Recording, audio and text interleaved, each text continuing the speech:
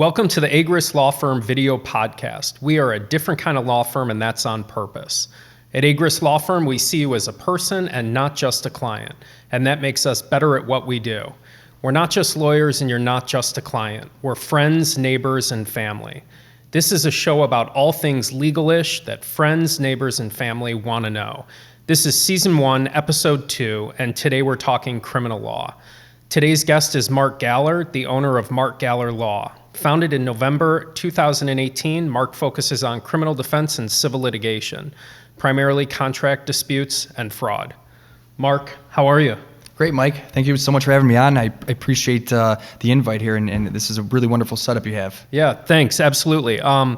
So I just started doing this video podcast, and when I was thinking about doing it, I knew for sure I would have someone on early on to talk criminal law. When I was in law school, I loved criminal law. I loved criminal procedure. My wife and I are total junkies for Law and Order, Dateline. I loved the documentary series Making a Murderer and the Aaron Hernandez show that also recently came out. So tell me a little bit about what you do at your firm. Yeah, thank you, Mike. So my firm has been in existence since November 2018. I primarily practice, and I'd say about 80% of my practice is criminal defense. I handle everything from simple traffic violations up into including homicide and Class X offenses, everything in between. I'd say the real nuts and bolts of my practice would involve cases of possession of firearms, illegal possession of a firearm, drug cases, and also DUI practice as well. Okay, and I think you'd agree with me that I think criminal law and family law, and I'm sure there's other areas of law that are sort of their own separate animal, right? So tell me the difference between a criminal case and a civil case. What's the difference? That's a great question, and a lot of times I get that even from my clients or people that don't really understand how criminal law works. So criminal law is initiated by a victim of a criminal offense, something that someone that they were either harmed by, and they felt that they have been wronged, so they go to the police. They file a report or a complaint with their local police department, and then the police from there will initiate the proper procedure of filing a formal report. Maybe if it's a felony level, they'll reach out to the local state's attorney's department, and they will look to see if the assistant state's attorney that's in charge of maybe felony review thinks that there is enough evidence or proper procedure to bring in a case in front of either a grand jury or a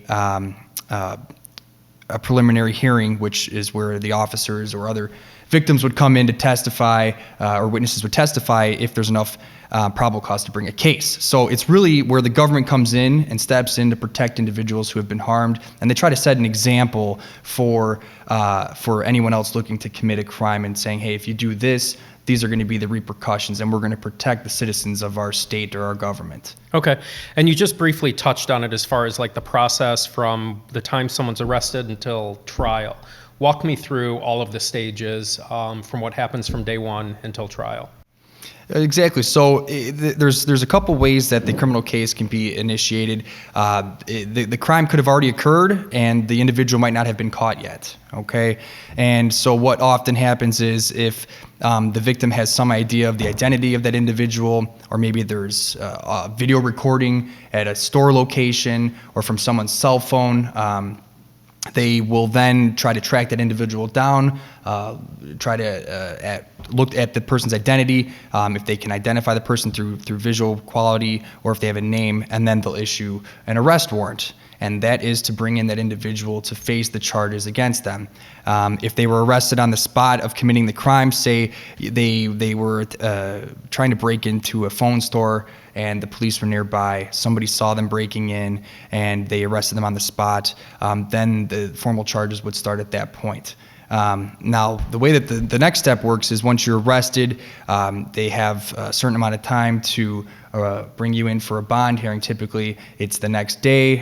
If it's in the morning hours, they'll bring you in the afternoon of the same day, where you'll go in front of a judge and try to get a bond set and hopefully be released from custody. Custody is where you remain in the protection of the police. That's the first step. The second step then is they have to bring you in front of either a grand jury, which is roughly 16 members of the community that'll hear evidence and testimony from witnesses, from police officers, who will basically explain to the jury under oath what they saw and try to prove that the government will try to prove then through questioning that there's probable cause to bring a formal case against that individual. Let me jump in there because I've got a quick question about that. Is there always a grand jury, depending on what type of charge, whether it's state or federal, or if it's like a minor DUI, or I don't know if you would consider that minor, but is there always a grand jury? Great question. No, it really only applies to felony level cases, which is anything, class 4 felony is the lowest level felony in Illinois. And that's because you can spend at least 366 days in jail or longer. What separates a misdemeanor from a felony is simply that. The highest level misdemeanor is misdemeanor A, and you could spend up to 365 days in jail there. What Cook County did specifically for the longest time was they would go through a preliminary hearing, which affords criminal defense attorneys like myself the opportunity to go into court with my client and then question the officer or witness under oath, and then ultimately be able to argue to the judge that there is no probable cause to bring the case and try to get it dismissed at that point. But it's easier for the state now to just skip that step, bring the evidence and the officers into court, and essentially feed them the questions that they need without opposition from somebody like me, and their chances of getting the grand jury to indict the individual is extremely high. And once someone is indicted, what is the next step? After they're indicted, then if the individual is already in custody, then they have to go through an arraignment process. And that's where they are brought into court. They're formally read the charges that are being brought against them. They're told the possible punishment and jail time that they could face. And from there, after that arraignment takes place, now you're in a full-fledged case. Got it. And during the full-fledged case, I know what it's like in a civil case when you go through the discovery process. You answer interrogatories or questions, you turn over documents, parties sit for depositions. And I want to know, what's the difference in that discovery phase in a criminal case, right? Like, are there depositions? Do you answer written discovery? How does that work? Yes, absolutely. The very first thing, at least I do, and I would say most attorneys do in the criminal setting, is they file right away a motion for discovery, and it's a multi-page document where you're seeking certain pieces of evidence.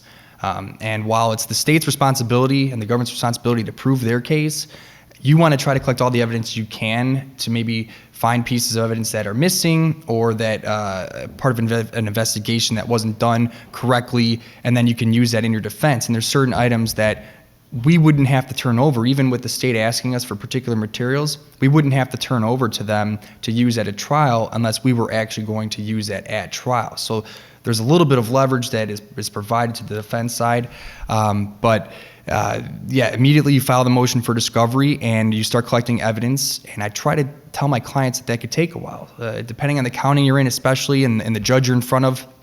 They might have certain deadlines, and they set out a clear schedule for you right off the bat in terms of when production of discovery should be completed by. And then from there, you're looking at what you have and what you can use, and you potentially start doing motion practice, and whether or not you need to bring in people for evidentiary depositions or you need to deal with experts. It could open up the floodgates depending on the type of case and the documents and evidence that are being produced. Got it. In a civil case, you can take a deposition of a witness. How does it work in a criminal case? If you have a witness and you want to get their testimony, what would be the next step? Absolutely. So what you could do is there's several avenues. You can utilize the services of a private investigator. If your client has the funds and the means to do that. It's not always necessary. In more egregious cases, when you start getting up to the higher level felony cases or cases where your client is being wrongfully accused. And I would highly recommend that in certain circumstances, absolutely. So that's one way where you can try to get witness statements and eventually maybe bring those in by way of an affidavit. later on, because an affidavit then is a sworn statement that's notarized, it becomes official. Or you could bring them in for evidentiary depositions, which is where they would be giving testimony under oath, which then you can use at trial, even if you bring them in as a witness to testify during a trial. Okay. And after that discovery process or phase is done, and you approach trial, what happens, or what are some things that go on typically before trial and your trial date? That's when things start moving pretty quickly. Once discovery is completed, and depending on whether or not you have motions to file, and I keep saying motions, for example, say you have a gun case, right? And by gun case, I mean illegal possession of a firearm. Maybe they don't have their FOID card, and they were walking around with a firearm, and an officer spotted that, and they weren't supposed to have this firearm on them. Depending on whether the officer conducted the stop properly, there could be motion to suppress evidence, which is what's done most often in drug or gun cases to try to show that there maybe wasn't probable cause or a reason for the officer to approach that individual.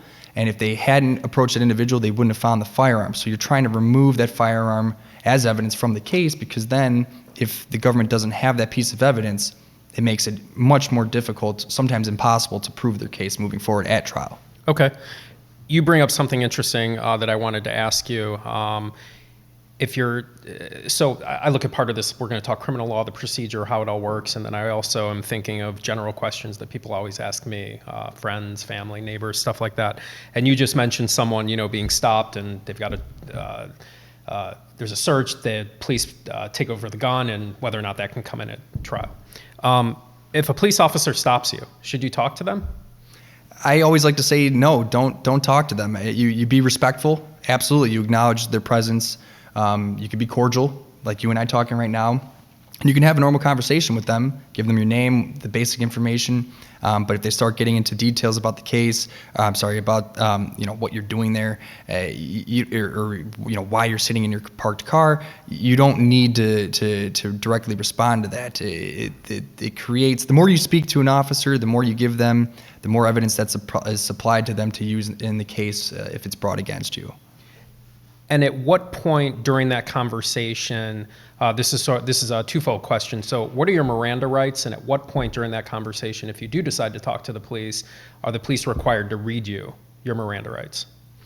Absolutely. So if I give an example, it might make it a little bit more clear for those that might understand the procedures. So let's say we're dealing with a driving under the influence, a DUI case.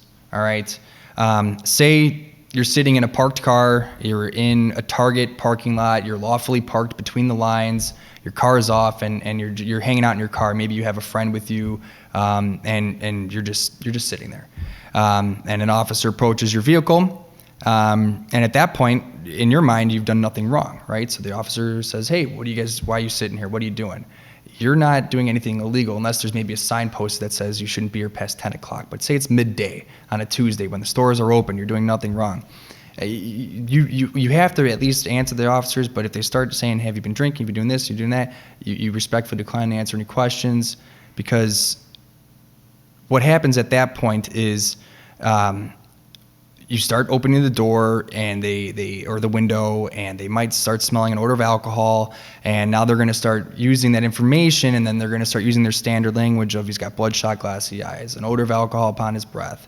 Now, next thing you know, you're going to admit to drinking a beer or two. While that isn't illegal, it's now providing more and more information to the officer that you were drinking. They're going to start asking if you've been driving, where you came from, and you might, out of instinct, answer where you came from, right? Now he's got you out of the car, asking you to do field sobriety tests, which are tested to determine for the officer if there's probable cause to arrest you for a driving under the influence charge. Now, to answer your question, it's an objective question, really, whether a person in a similar situation and the officer in that situation would think that the person has either committed a crime or was about to commit a crime, and that's when they can arrest you if that's the case. If those elements are met and you're arrested, any questioning after that isn't voluntary, there should be Miranda rights read. And the other part of your question was, what are Miranda rights? The second part of that is, There's 5 Miranda rights that I'm sure everybody's heard, right? You have a right to an attorney. Anything you say can and will be used against you in a court of law. You have a right to counsel with you. If an attorney can't be, if you can't afford an attorney, one will be provided for you. So at that point, if they're questioning you and you're under arrest, that becomes a constitutional issue, right? And so if they haven't read your Miranda rights and they start asking questions, that's where that issue comes into play. I was going to ask you this later on, but you brought it up with the drinking, driving example. If you've been drinking and you think you're over the legal limit and you do get pulled over, what should you do? Well, if you had one of my business cards, I actually have on the back your rights. And again, it goes back to being respectful. Always be respectful of the police. They're doing their job. They're trying to ensure the safety of yourself and others. And if you know you've been drinking, if you know you've had too many, and they're going to be asking if you've been drinking, and I can't tell you to lie, but you don't want to answer those questions, so you respectfully decline to answer the questions. Or if you had a business card similar to mine, you hand that to the officer, and then if you don't even speak, then they can't start using some of this evidence saying, oh, I smelled an odor of alcohol. Well, they wouldn't be able to smell an odor of alcohol in your breath if you weren't actually talking to the officer, right? I mean, you'd presume, unless somehow you're opening up your mouth, and that an odor is actually coming out. But you would respectfully decline field sobriety tests, you respectfully decline all that, and that's where it's going to get a little scary. They're going to arrest you, all right? They're going to take you into custody, and they're going to take you to the station. You're going to be sitting at the police station for a while, and they still might ask you to do certain things. But if you don't give them the opportunity to collect that evidence, you're not obstructing justice if you're complying with them. If you respectfully are placed in custody and taken to the station, nothing's going to happen except the case of driving under the influence. But then they don't have any evidence against you besides maybe what your eyes looked like. Maybe if you had a sway in your walk to the car, a little gait, something that might be off. That's all they have. They don't have the foolproof evidence to try to bring a DUI case against you. I remember in law school there was a difference regarding Miranda rights, there was a difference in saying, I want to be silent and I want a lawyer. I don't know if that distinction still applies now or the case law applies, but would it be, sure, in an ideal world, if someone gets pulled over and they have your business card and they can pull it out without saying anything and show it to an officer, that would probably be your ideal situation. I would imagine that doesn't happen often. So you get pulled over, you're drunk. Can you simply say, I want my lawyer? I've heard that that's the 4 magic words you should say, is I want my lawyer. Would you agree with that? I wish it worked that simply, but yes, I mean, then it invokes another constitutional right of yours, right? The right to an attorney. But at that point, I mean, you're not under arrest. There isn't a criminal proceeding against you. So unless you were under arrest, then that invocation of your right would come into play. But at that certain moment, the officer's going to be like, okay, great, but I'm still going to have to get you out of the car. And then they could still ask you, because at that point, if you're not under arrest, having an attorney present isn't going to do anything. So what you need to respectfully decline it, let them place you under arrest, and then that's when you say, I want to speak to my lawyer. So you simply say, when they start asking you, have you been drinking? You say, what would you say? Me personally, I would say I respectfully decline to answer any questions. And you could just keep saying, I want my lawyer. Sometimes I've heard with police officers that might, depending on how you say it, again, be respectful. It might smooth things over if you try to refrain from saying that just don't simply answer the questions. Just say, I respectfully decline to answer the questions. Got it. Let's move on to searches and seizures. What's a search and seizure? What's required? Do you always need a warrant? Let's talk a little bit about that. Okay, perfect. And we could tie that back into, let's say, an unlawful possession of a firearm, and you're in a motor vehicle that's involved in a traffic stop, that the officers engage in a traffic stop. So you have a constitutional right to protection from illegal searches and seizures by persons of authority, right? Whether that's Cook County Sheriff or a Chicago police officer or an officer in your area. You have a protection and security from just invasion of those rights. And so what that means is the only time you could be, there's really 3 ways that an officer has the right, a constitutional right to search, let's say, your vehicle. Say you're speeding down a road and they clock you going 85 and a 55. They pull you over for speeding. And nothing else is going wrong. And if they say, can I search your car? And you say no, and they start searching your car, well, this is when these constitutional rights come into effect. So there's two different ways that this could come into play. The first is called a Terry stop. That's kind of the slang legalese sort of term that an officer has to see that they reasonably thought a crime was being committed or that it had been committed. It's an investigatory stop where they're just trying to make sure that the person they're talking to is either an actual suspect of a crime committed, or they've heard that this person was involved in a crime, and they're just trying to make sure that they arrest the right person. When you get into probable cause to do a more thorough search of a vehicle, like the speeding car or the car that had sped, and they're searching the car for a firearm, they would have to have some sort of reasonable articulable suspicion that they either saw this firearm or somebody maybe called in a 911 report and said, hey, this guy was waving a gun at me, here's his license plate, here's his car. That would rise potentially to the level that the officers can now search your vehicle because they have this eyewitness testimony. Or if they saw the gun in person, same situation. That'll give them enough probable cause to know that that there could be more in the vehicle, that they can actually end up searching the entire vehicle. Okay, and while we're talking about searching cars, I remember from law school, I thought something that was interesting is searching apartments, because you're oftentimes dealing with significant others, roommates, who has authority. So who can give permission to search an apartment? And in particular, when you're dealing with multiple people living there. You could have a minor child, you could have a significant other, you could have a roommate. So how does that work? The police officer shows up and they want to search your apartment. Who can consent to that? That's a great question. A lot of times people live with other roommates, maybe 1, 2, 3, or 4 other roommates. Or they have, like you said, their significant other over. And so if it's your apartment or if it's your house, you can certainly give permission to search. But if you have roommates that are part of a lease and everybody's on the lease, or maybe they're paying you for rent, you can allow the police to go in to search at least your room and then the common areas.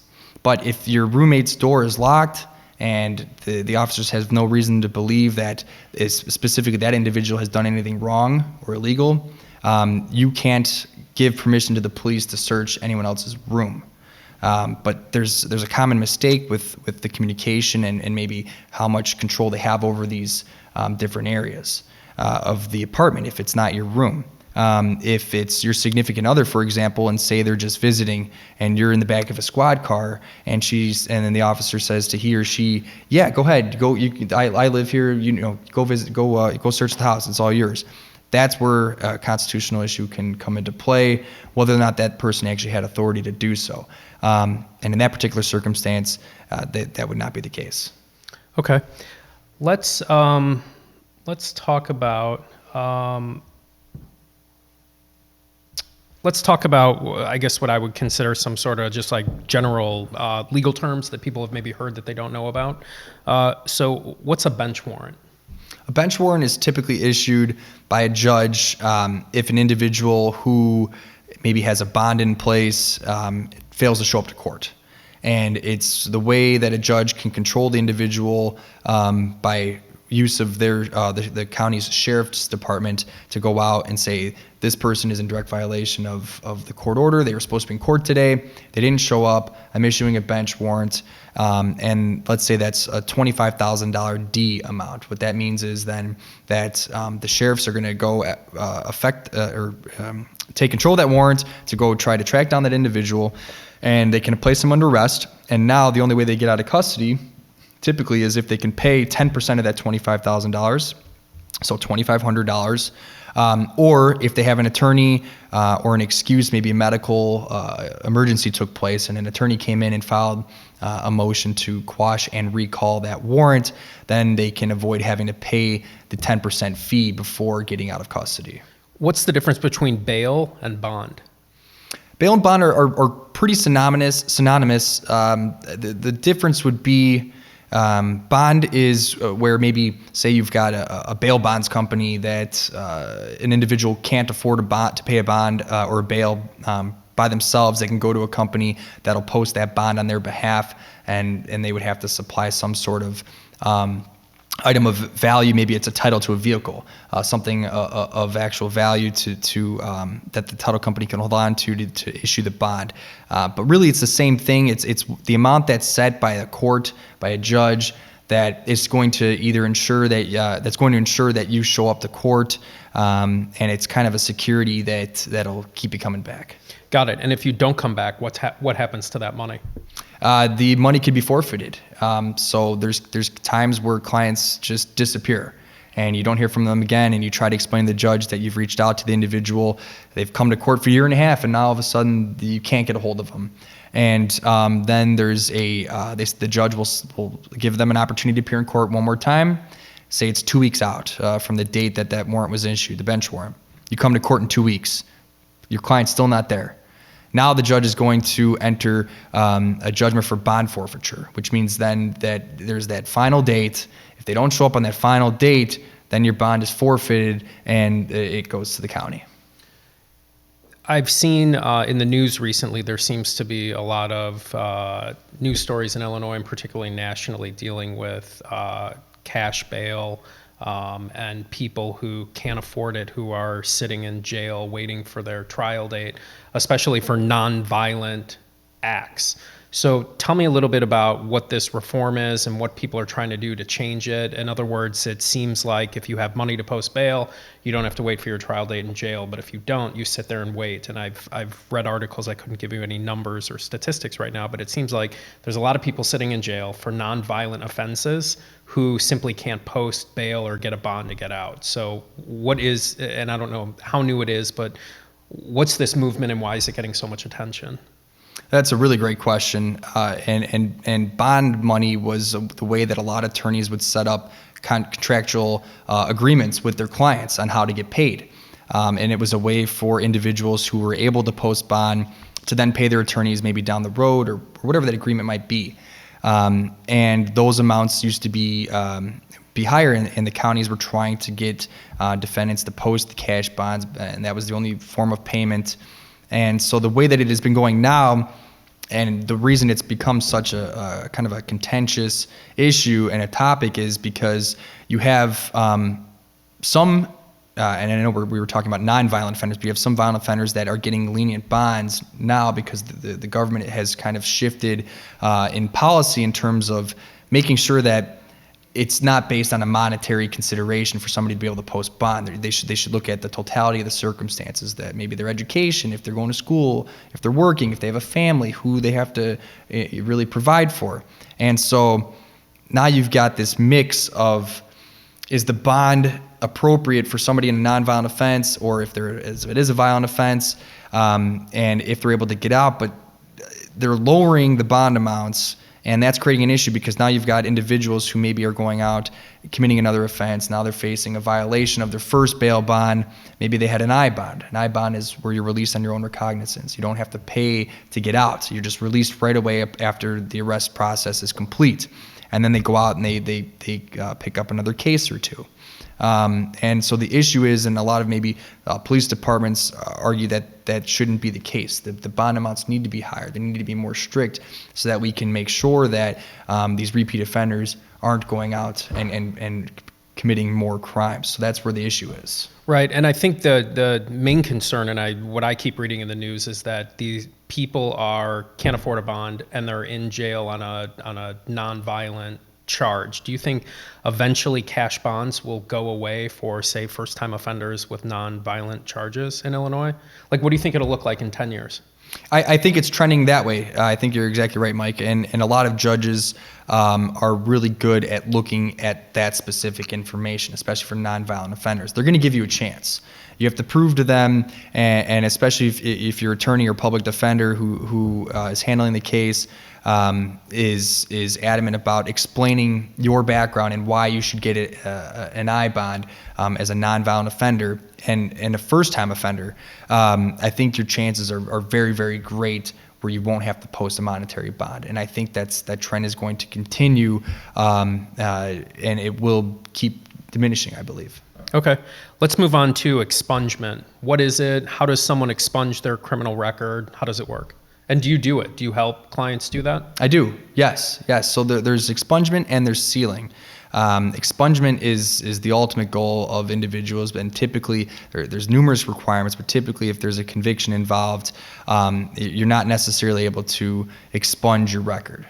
If you are able to expunge your record, say it's for maybe a petty drug offense in today's day and age, right? With marijuana being legal in Illinois, there's numerous requirements for what and how your potential convictions or arrests and how they can be expunged. But when you're successful in getting it expunged, the file is essentially deleted. It's torn up, it's thrown away, and you're not able to track it down. I've actually tried to do this for some clients that have had records expunged in the past, and now they're trying to get particular licenses, and at least I have not been able to find, and I've talked to numerous agencies all the way up to high-level FBI agencies, seeing if we can track down this information. So whether or not they do keep this information, I have not found a single shred of successful expungements. So if you can get that, that's wonderful. Sealing is also another great step. That's essentially where most non-government entities cannot see that you've had a prior conviction if you meet certain requirements for your case to be sealed. And you lawfully can say that you have not been convicted of a crime if you have that case sealed. The only way you can get that unsealed is by court order. You have to file a particular motion, and the judge has to unseal that file, which then can be seen. That typically doesn't happen for individuals looking for employment unless it's with a government agency or, of course, some sort of law enforcement. So how does someone determine if they should try to get their record expunged or get something sealed? Can everyone do it, or how does that work? Absolutely, yeah. At least try to call your attorney. Could call your local expungement attorney, criminal defense attorney. Any attorney that handles those types of issues will be able to inform you in a matter of a few minutes. If it's not clear, then that attorney, or if you can provide them with the case information of the case you're trying to expunge or seal, they can look that up in the system, go to the courthouse, and then get an answer for you with a few minutes. And if you are trying to look for a job and you do have a felony conviction, numerous statutes and, or I should just say, cases that you might have a conviction for can be at least sealed, and a lot of them can be expunged. It's really worth looking into, and especially with marijuana being legal in Illinois. There's been thousands of convictions for possession of marijuana back in the day. And now with this case being in effect, you can get effectively, and there are certain requirements, automatic expungements for at least the arrest if you were under possession of 30 grams of marijuana, and the case is at least a year old, and you hadn't delivered the marijuana to people that were at least 3 years younger than you. So the way that the government has set this up now, the state of Illinois, is they'll offer automatic expungements for those arrests, but the rollout dates are quite far. So if you want to do it for free, that's one way to do it, if it's just for the arrest. So it could take up to 1 to 5 years, depending on how long ago your conviction was, for the government to actually start rolling out the expungements. If you were convicted of possession of marijuana and it was 30 grams or less, and when you meet the other requirements, now what happens is they have to go through the parole board, a petition has to be filed, and then there has to be a pardon by the governor, and then the governor has to submit certain paperwork to the different entities, and that could take even longer than what the 1 to 5 time year frame could be. Okay, and I wanted to talk to you about this, about marijuana is now legal in Illinois as of January 1st, 2020. You would mention that you can possess, tell me, how much can you possess as a individual person in Illinois without getting in trouble? Yeah, good question. So you can legally possess under 30 grams of actual marijuana buds. I believe it's 500 milligrams if it's edibles, and then even a smaller amount if it's a concentrate of THC. And you can lawfully carry that in your house. You can't grow marijuana unless you have a medical marijuana license.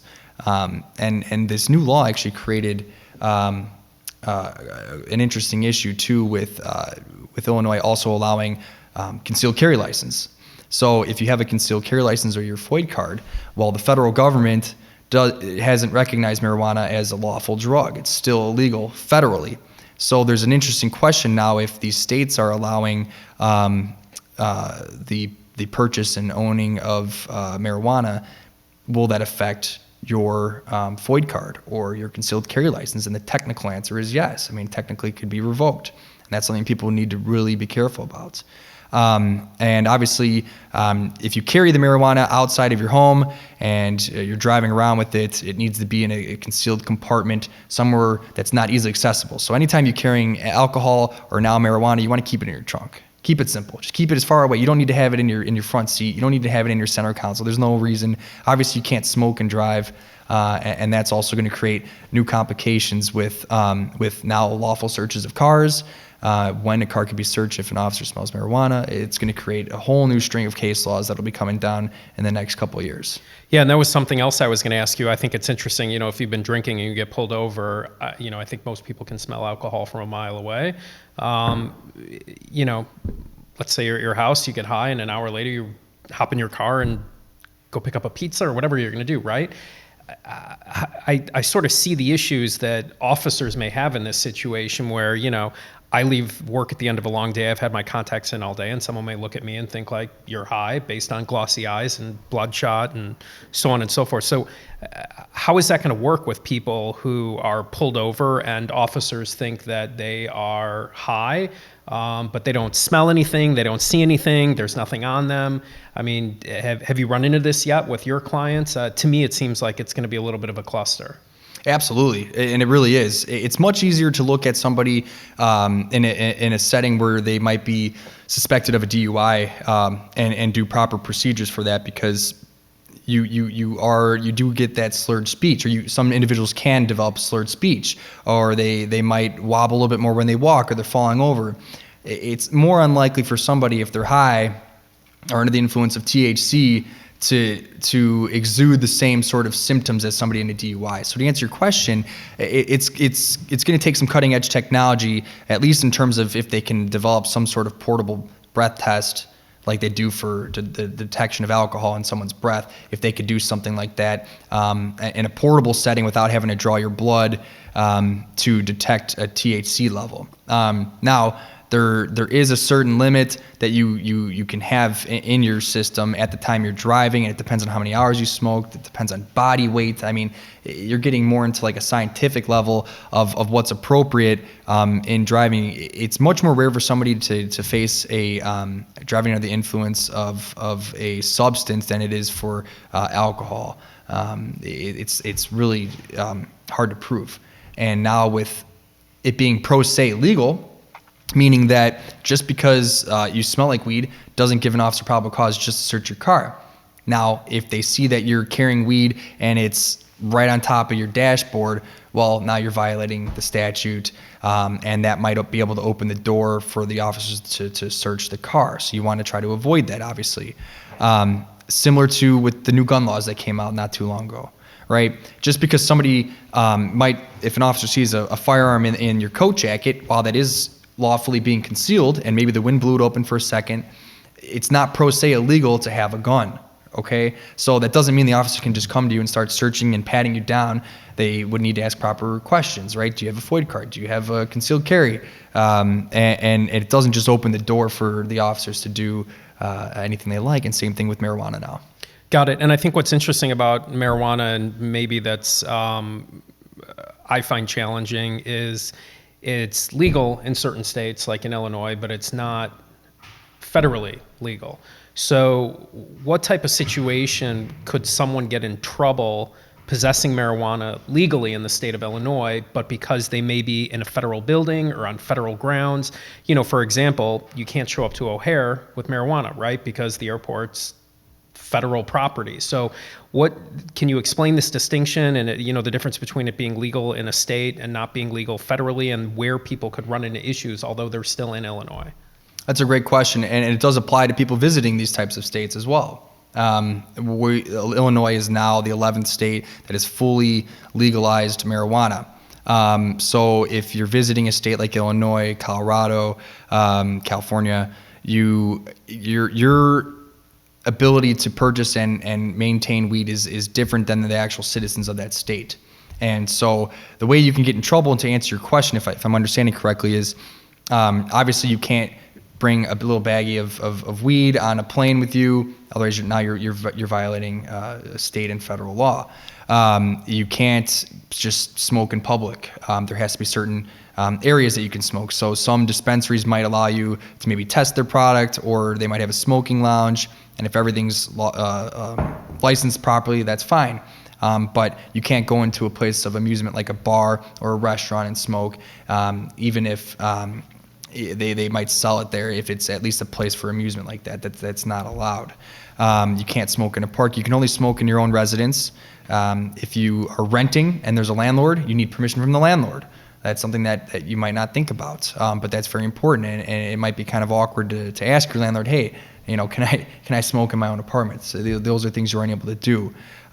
So once you start stepping into the federal grounds of an airport, and you are in possession of what is legal in a state setting, that's where you're going to get in trouble, because now you're kind of crossing state lines into federal territory. Right. And so, for example, could you walk into a post office that's in Illinois carrying a legal amount of weed, where if you were where it's legal to carry in the state of Illinois, but now you're in a post office, which is a federal building, and so then does it become illegal in that building? It does. It wouldn't become federal. You wouldn't be crossing the lines of a federal offense. It still would be a state offense. But like a firearm, there's certain places and restrictions on where you can carry it. Same thing with alcohol, right? You can't just carry around open alcohol where you please. So if you walked into a post office with a bottle of open alcohol, now you've got problems. Same thing with marijuana. You got to keep it in a concealed compartment in your car, or if you're going somewhere else, you need to plan the transportation for that accordingly. Okay. I want to switch gears and talk about when police can interview or question minors. We talked at the top of the podcast about Making a Murderer, and we were talking actually about Brendan Dassey before we started rolling the cameras. Yes. How he was questioned, and he was a minor. And then recently in Illinois, there is a new law that I wanted to talk to you about dealing with Corey Walgren. Okay. And so I think that's all, it seems like this new law in Illinois now, and the Making a Murderer, it seems like this idea of when police can question minors, who needs to be present, do they need their rights read? So tell me what the law is, and tell me why this is becoming such a hot topic. And if you know about the Corey Walgren case, if you could talk a little bit about that. I find that super interesting after watching Making a Murderer, and then things that have gone on recently in Illinois about when you can interrogate a minor, who needs to be present, and what are the rules. And those are the answers can be quite convoluted. I'll try to keep it as simple as possible, because it's a very tricky situation, and most people think that the police can't engage in a conversation with a minor at all, and that's simply not the case.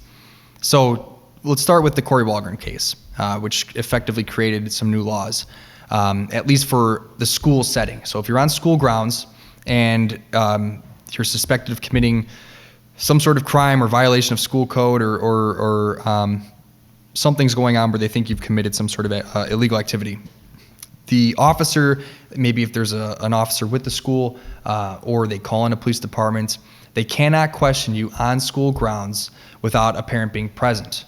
And that also leads to the next point. If you're not on school grounds and an officer wants to question you and you're underage, it's under 16 and younger, they would have to break it down, whether maybe it's a misdemeanor or a felony, and that depends on the age range. So if they are suspecting you of either of those, and we can get into the age differences later, they at least need to make a reasonable attempt to contact either your guardian or your parents.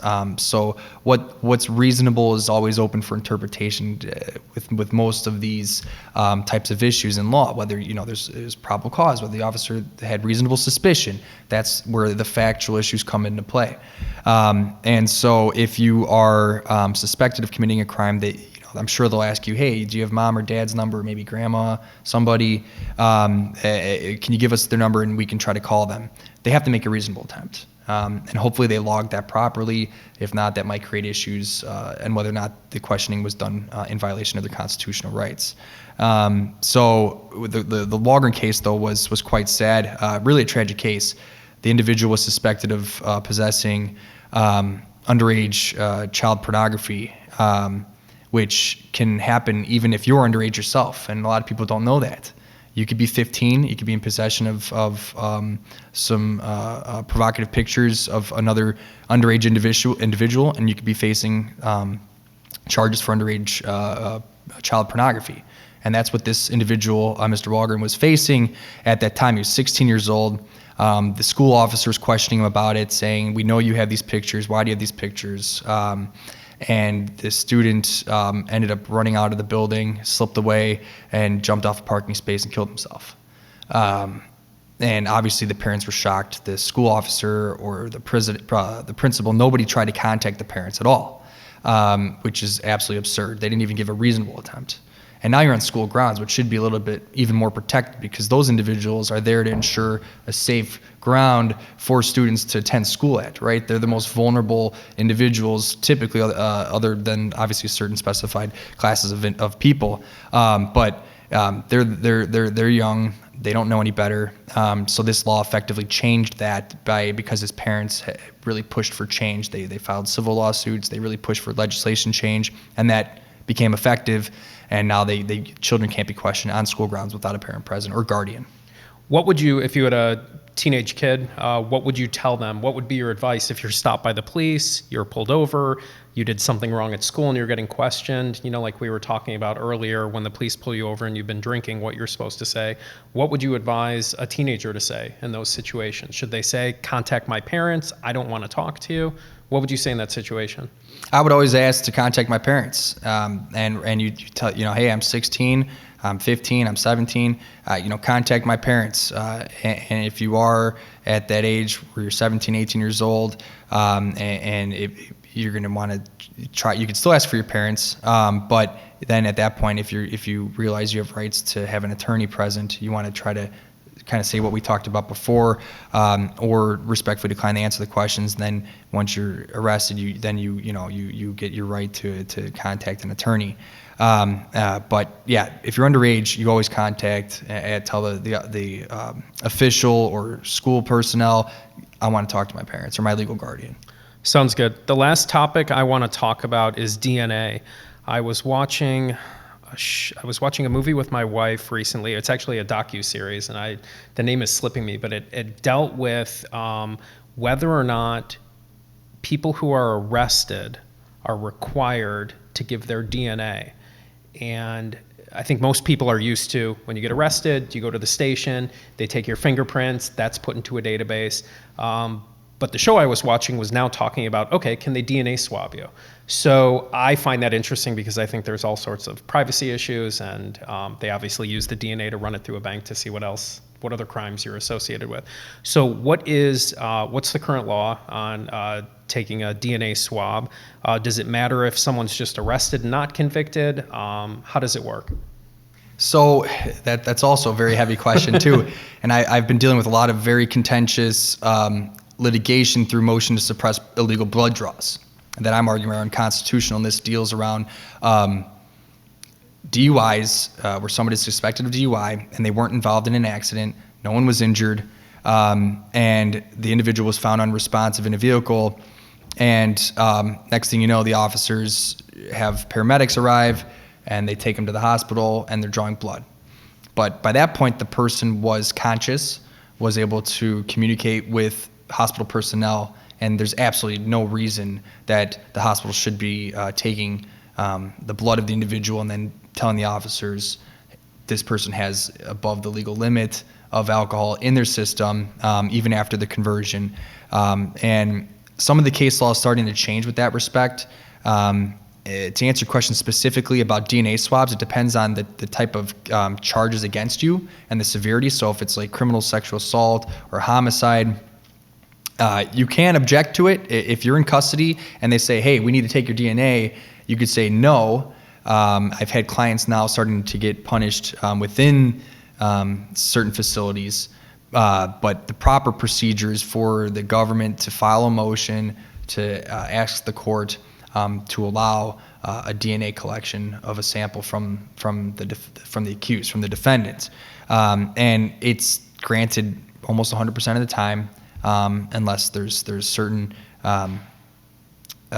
issues or illegality of police conduct or something that maybe causes that separation of why the DNA should be taken. But if the charge is serious enough, like criminal sexual assault, then it's pretty much like clockwork. You can get DNA swapped for it, because then they need to compare it for maybe some DNA samples that they've collected through evidence at the scene on the suspected victim. And then, yeah, that'll stay in the system at least until the outcome of the case, and that's where it could change. Got it. And I guess my question is this. So the way I understand it, everyone who's arrested and booked, they give their fingerprints, right? Fingerprints, yep, absolutely. Okay, so I think what's interesting about this is it now everyone who's arrested and booked, is it fingerprints and a DNA swab, or is it not that clear cut? Like, in other words, if I went and vandalized a building and was arrested and brought to the station, they'd take my fingerprints, right? Yes. Would they take my DNA? Not at that time. Not legally at that time. No, you have to meet a certain requirement of the level of charges against you. So again, you'd have to be charged with something more severe than just burglary or defacing a building, theft or DUI. For the most part, you'd have to meet the certain exceptions, and that would rise to the level of a higher charge against you, like a Class X or Class 1. If it's a sexual assault, something like that, then that's when they're able to start collecting your DNA. But anything, there's a long list. It's hard to list them all, but for, say, simple battery, no, they can't just come in and take your DNA. Okay. And I know I said that was going to be the last topic, but I've got one question in general that I think a lot of people would want to know, and then we're going to move on to some other non-legal stuff. When does someone need a criminal defense lawyer? At what point should someone say, I need a lawyer? That's also a great question. I get that asked all the time, and I think it's a matter of comfort.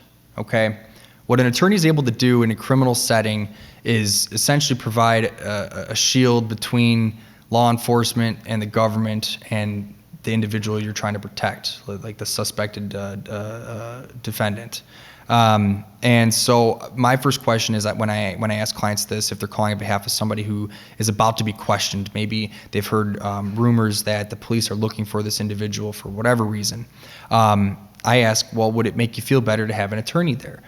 Because if you were to retain me, what I offer is pre-retainer agreements, right? So what I do is I send a letter to the client. I set up a certain line of communication with them, or if I know there's detectives involved, I contact them immediately. I'll go to the police station right away. I'll let them know, hey, this is my client. If you need to contact them, if you need to question them, please call me first. I'll be happy to work to bring them in. We could sit down, do what needs to be done on your end, but respectfully, we're not going to answer any questions. And that's where I can come in, because now that invokes going back to the constitutional rights of when you should ask for a lawyer. When do you ask for a lawyer? Now, if you're being asked by detectives, I would always advise to try to have that lawyer retained. If you know that they're coming to question you, or if you know that you might be arrested soon, at least for me, that would provide some comfort. Other people would maybe want to wait until they're already arraigned and the case has already started. It really depends on the individual. Got it. I guess I watch these shows, and like I said, I'm super interested in criminal law. At the first job I had out of law school, there were two partners there. One partner did criminal defense, and the other one did personal injury, and the personal injury partner took me under his wings. I still did a little bit of criminal defense work there. I loved it. I would always talk about the cases with my girlfriend at the time, she's my wife now, about the criminal law cases. And I remember her telling me, she's like, if you had gone into criminal defense, I don't know how that would have made me feel. Who knows what would have happened, but I find it super interesting. But I find it interesting, I watch all these shows and I'm super paranoid. And I always tell her, like, to me, it seems like if you have the means to have a lawyer, you should always have a lawyer. Like I tell my wife, like, if anything would ever happen to me, and I joke, like, even if you had nothing to do with it, don't talk to anyone. Right? Yes. I mean, in other words, is there ever anything good that can come out of talking to the police or talking to an investigator? You think you're gonna be able to handle the situation until you start saying something that starts ringing bells in the investigator's mind or the officer's mind or the detective's mind, and now you've opened up the floodgates. Now, they might be smelling blood, and maybe now they know who else to go talk to based on something you said. Maybe it didn't have anything to do with maybe anything you did, but now they know who to ask, and now maybe that person. No, I always say it's best to be respectful, to decline to answer any questions. Even if you didn't do it, you have an attorney with you. all the time. Contact somebody you know just to have a card on you. You might not have to pay that individual just to get a card, but at least you have something on you so that if something does happen, you know who to call. And most times they'll be good. If I get a call late at night, I'll be at the jail immediately. I put on a suit and tie. If it's 10 at night, I'll head there, and that's where we can afford that protection. So absolutely, 100%. And like you were joking.